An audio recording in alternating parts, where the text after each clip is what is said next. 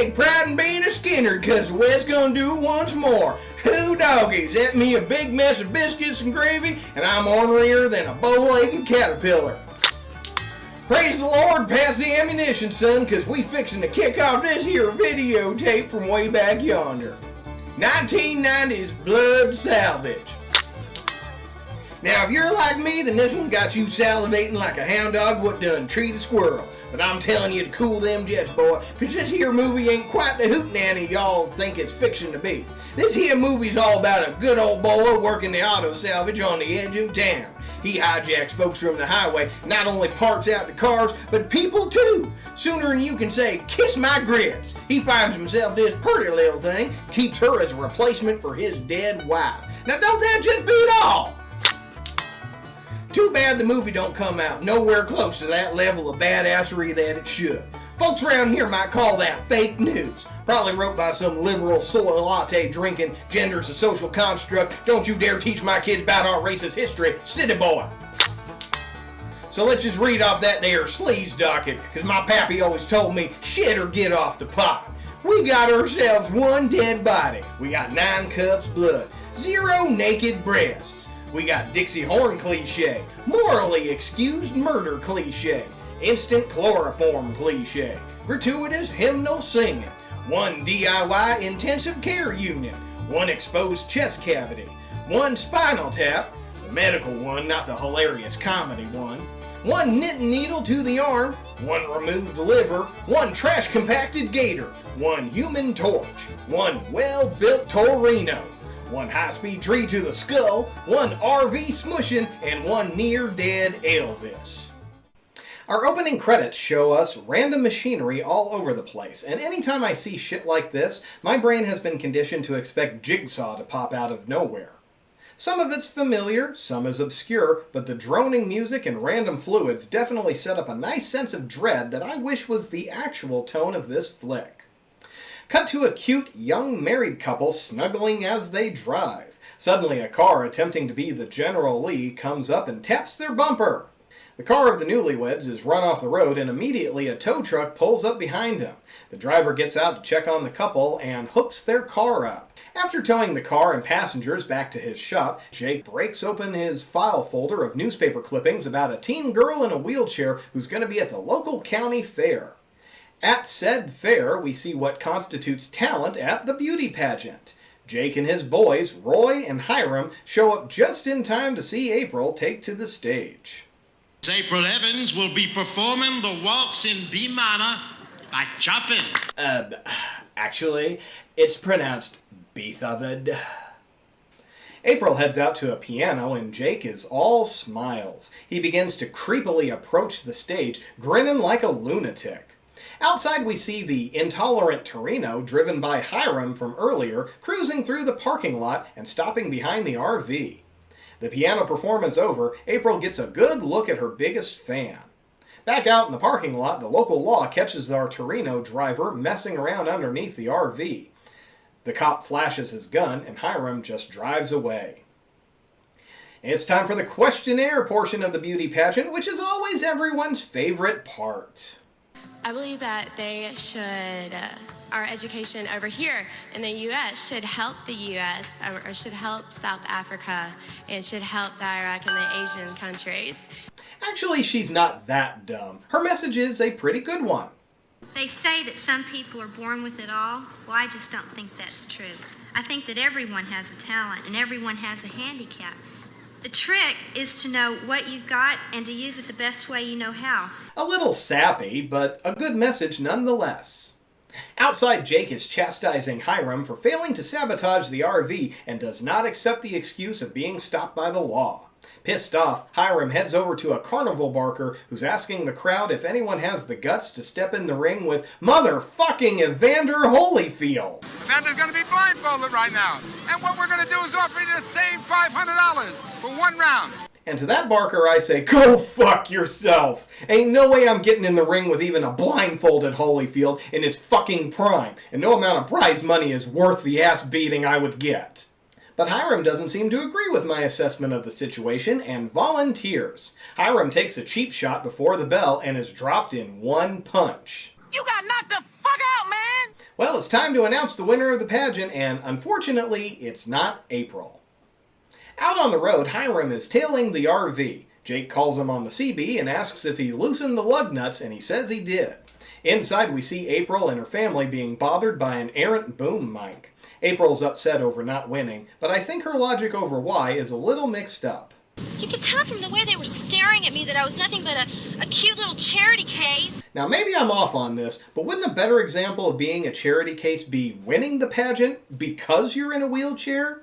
I mean, if she wanted to claim prejudice and say the judges couldn't see past her wheelchair, sure, that makes more sense. But claiming to be a charity case who didn't win the contest seems antithetical to me. I don't know. Mom tries to cheer her up by saying they're all proud of her for having the courage to get on that stage at all. I take a right-hand turn out of the ball, the left rear wheel falls off. It falls off. It falls the fuck off. Turning my van into a tripod, spinning me into a dimension of pissed off I have never been in before in my life. Hiram radios Jake to say they're stopped on the side of the road. Dad goes out to check the damage and says he's gonna hike to the gas station they passed a few miles back. But before he gets too far, Jake comes driving to the rescue. Folks, I'm going to take a little time out here and give you just a bit of real-life advice. If you have an unexplainable accident and immediately see a tow truck, just go back to your vehicle and call for your own tow truck company. I know this movie was made before cell phones, but learn a lesson from these old horror movies. April recognizes Jake as the creeper from the pageant, but Mom just says, Honey, everybody was staring at you. and for some reason my copy of the movie suddenly developed a weird echoey effect for a bit, so if it comes up, just bear with me here for a bit. The son asks to ride in the tow truck with Jake, and Dad, being the best dad ever, sees nothing wrong with this idea. You seem like a real healthy little kid. Yeah. Ma don't smoke, do they? No. You ever seen a grown man naked? Jake gets Bobby to open up about his sister. Turns out being in a wheelchair is a recent thing, that she got some kind of virus or something in her back. And then Jake starts singing some old-time gospel. Ringing in the sheet, ringing in the sheet. Red flag, kid! Red fucking flag! Jake tows the family up to any house in Alabama, and Bobby goes running off to watch Hiram load up the trash compactor. Jake tells the family to make themselves at home, and he'll go look for them parts. April is the only one of the group who isn't tickled pink at the situation and complains about how she doesn't think they know how to fix cars. Well, I imagine they know a whole lot about fixing cars. I mean, what else they got to do around here? Meth, cornholing, cow tipping, cousin fucking. Just because there's nothing to do doesn't mean they won't find something to do. Bobby's running around checking to see if his tetanus boosters are all up to date and stumbles across a barn with strange moans coming from inside. He pushes his way through a door and finds some random jars full of unidentifiable things, as well as a bandaged up body. Suddenly Jake and Hiram are on him and give him the automatic chloroform treatment.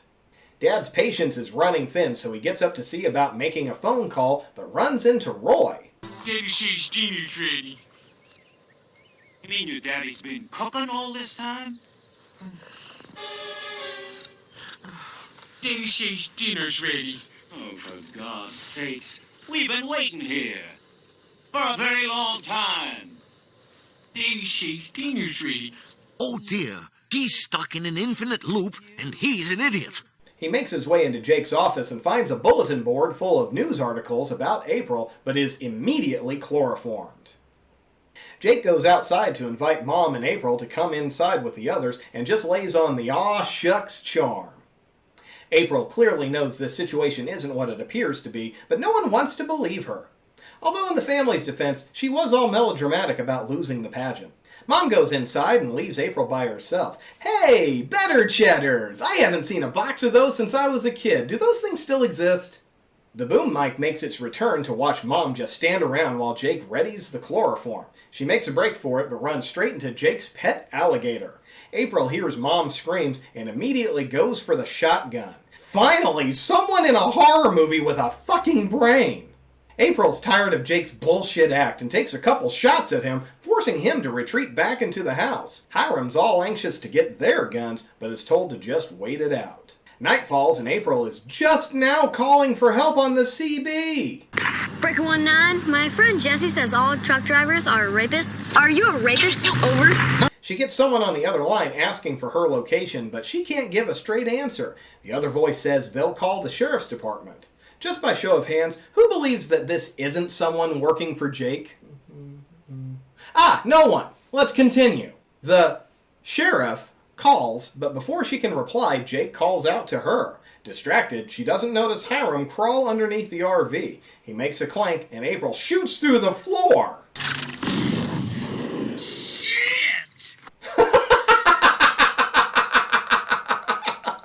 With the work done, Jake turns on his machinery, which starts pumping smoke or gas into the RV. And I gotta say, that's actually a pretty inventive solution. Can't get her out of the RV? Flood the RV with knockout gas. April passes out and wakes up in a strange bed with black and white photographs of an unknown woman. Jake brings up April's suitcase and says April will be comfortable in Helen's room. Says that they lost her a few years back because the doctors couldn't find a heart for transplant. They couldn't seem to find her one. Oh, there was plenty of hearts to go around, mind you. Just had to know the right people. And I guess I didn't. Wasn't fair. Damn, Jake is just awesome in this performance. Jake locks April's door and heads down to talk to my favorite Martian. Or Mr. Ham, depending on your generation. They go inside the barn and Mr. Stone doesn't seem to be bothered much by what he's seeing. Turns out he's there to see what kind of organs Jake has in stock.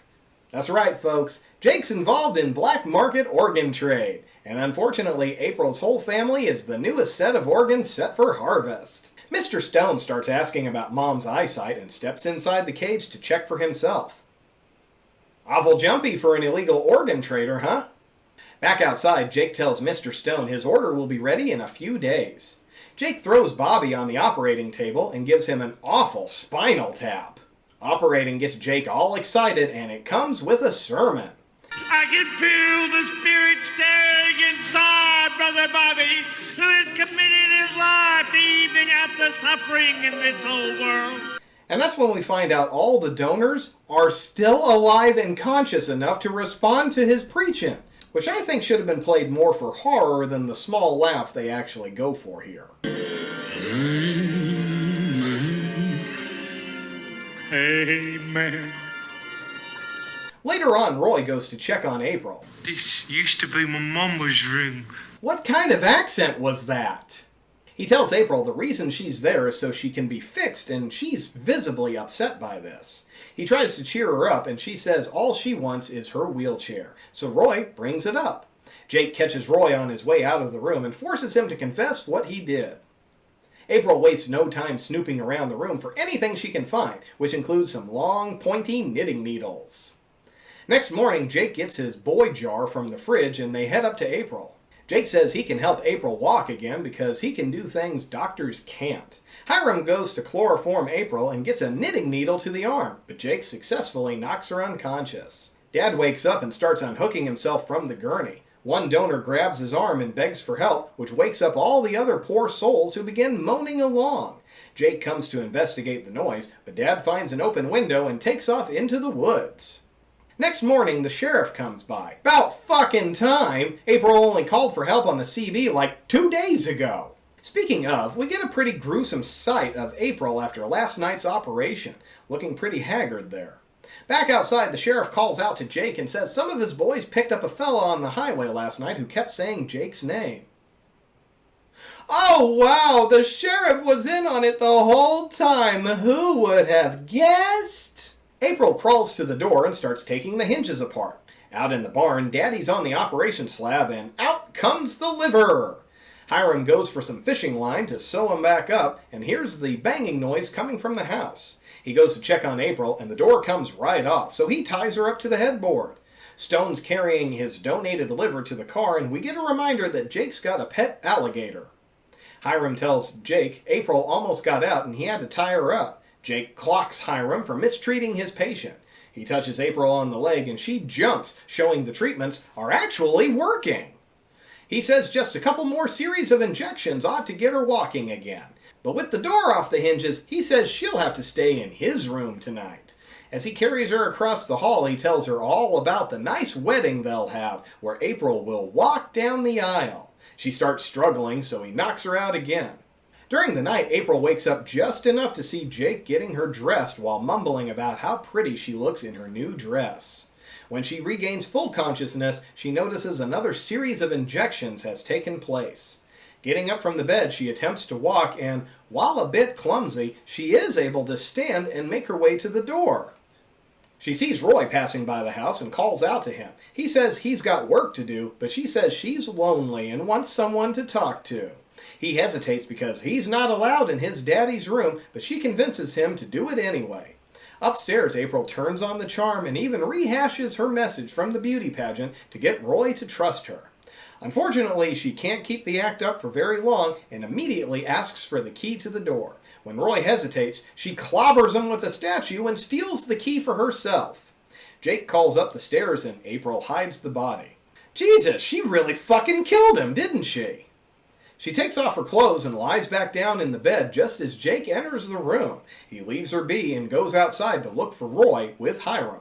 April slowly makes her way down the stairs and out the front door. Unfortunately, as she makes her way to the barn, she catches the attention of the gator who decides it's dinner time. Oh, criminy. Dozens of junk cars all over the property, and she picks the one to hide in that just happens to be the gator's nest? So Mama Gator isn't too happy and steps up the chase. April lures it to the trash compactor and crushes the poor beast.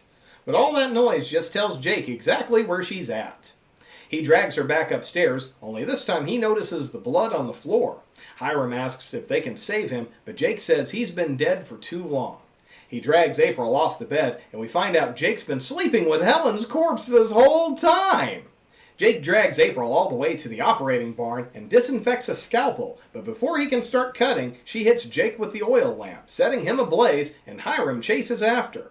That's when April sees the horrors waiting in the barn. Mom calls out from the other room, and we find out she's had her eyes removed. The two stumble across Dad, who's not looking very good. Not having a liver will do that to a fella. Hiram comes back with a sledgehammer and starts smashing up the barn. Dad grabs a hold of him and tells the gals to escape. During the struggle, Dad's surgical tubes come undone, making a mess. The two ladies make it to the RV. Hey, wait a second, when did they replace the wheel? And follow-up question, why the fuck would they replace the wheel? Hiram hops into his Torino and takes off after them, tagging the bumper a few times along the way. April gets alongside him and runs him off the road, but the victory is short-lived as it only takes a few moments for Hiram to get his car upright and back into the chase. April lures him in close and at the last minute goes left of center, leaving Hiram to crash into a truck hauling lumber. Feeling victorious, April tells Mom they're gonna find help and then go back to rescue Dad and Bobby. But it just wouldn't be a horror movie without one last gotcha from the main bad guy. So from under the RV bed, we get the charred remains of Jake. April slams on the brakes, sending him through the windshield, and then runs him over for good measure as she continues her escape. Suddenly, a gloved hand grabs Jake up off the pavement and puts him in the tow truck. Oh, look, it's Roy! He's still alive, and he says he's gonna fix Daddy back up. Roll the credits and we get a delightful rendition of Are You Washed in the Blood by Jake and His Boys. Have you been to Jesus for the cleansing power? Are you washed in the blood of the Lamb? And thus concludes Blood Salvage. To be honest, I really wanted to like this one a lot more than I did. The cast did a great job of creating some memorable performances, but the story could have been a lot more memorable if it was more horror than comedy. The focus should have been a lot more on the organ harvesting angle. If this one pushed the envelope just a bit with the gore, I think this one would be on a lot more cult classic lists. Instead, it seems like every time we were gearing up for some blood and guts, the movie sort of chickens out and we scale back on what could have been a pretty gruesome movie. We've definitely seen the idea of crazy hicks kidnapping people, but they usually end up on the dinner plate. Having a hillbilly patriarch with the twisted philosophy of healthy folks being used to improve the lives of less fortunate ones was a great twist on a concept that was already pretty old by 1990. The fact that their victims don't die for a long time after being captured was greatly softened by the humor, and it cost them all the shock and horror of the situation. I mean, think about it. Leatherface chases you through the woods, and when he catches you, hacks you to pieces, and the family eats you and turns your bones into furniture. But if Jake Pruitt catches you, he's going to take your organs. But you ain't dying as long as you remain in his filthy barn recovering ward. And that's a really horrible concept if you really think about it. Instead, we get testifying zombies slurring their responses during Jake's sermons. It's like ordering a steak dinner, and when the waitress brings it to you, you throw the steak to the floor and dig into the loaded baked potato and cheesy corn. Yeah, that stuff is good, but you ordered a steak. If you just wanted the potato and corn, you didn't have to waste the steak. Or maybe that's a shitty analogy and I'm just hungry. Danny Nelson played the scripture-spewing Jake and was a pure delight to watch. He has also had a nice little career. He had his first acting gig in Greased Lightning in 1977 and has worked fairly steadily through 2008. Some notable projects include Mutant, Fried Green Tomatoes, 8 episodes of the TV movie of I'll Fly Away, 6 episodes of In the Heat of the Night, Midnight in the Garden of Good and Evil, and The Curious Case of Benjamin Button. And if anyone was curious how some grease monkey redneck learned the skills to be a competent surgeon, earlier on in the movie we find the game Operation on the kitchen table. Lori Birdsong played our final girl April, who, despite having a glorious scream, has only 8 credits to her acting resume. And Blood Salvage was the next to last acting gig she had. She was also in the Gremlins knockoff horror comedy Munchies. While I didn't care much for her performance, I think she definitely had the potential to be a decent low-budget 90s scream queen. Then of course we have John Saxon, which before this movie I probably would have said the always great before his name.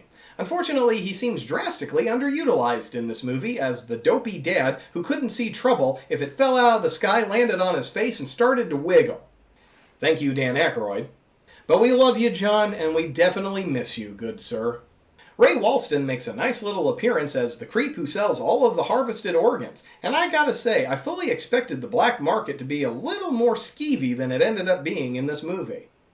Having a regular working career that spanned a good 47 years, Ray is probably best known for his portrayal of Uncle Martin in the series My Favorite Martian. Kids of the 80s will definitely recognize him as the harshest teacher in school, Mr. Hand from Fast Times at Ridgemont High. But Jake wasn't the only great character in this movie. We were also fortunate to have Christian Hessler, who played the loudmouth shit-kicker Hiram. While not as charming as Jake, he did his best to steal as much of the attention as he could in every scene he was in. Unfortunately, Blood Salvage is his one and only acting credit, as he passed away before the movie officially was released. The line, "For Christian," is added at the end of the movie's credits. When you take into consideration this was his first time on screen, you really have to wonder how far he could have gone, as every project tends to hone an actor's skills and they get better every time. His charisma and screen presence in this first outing was amazing, and I can't help but wonder what movie fans lost with his passing. Well, all this talk of organs has made me hungry, so I'm going to go find me a steak and kidney pie. So until I darken your doorstep with another painful picture show from the pantry, this is your old pal Sugar Pants. See you in your dreams.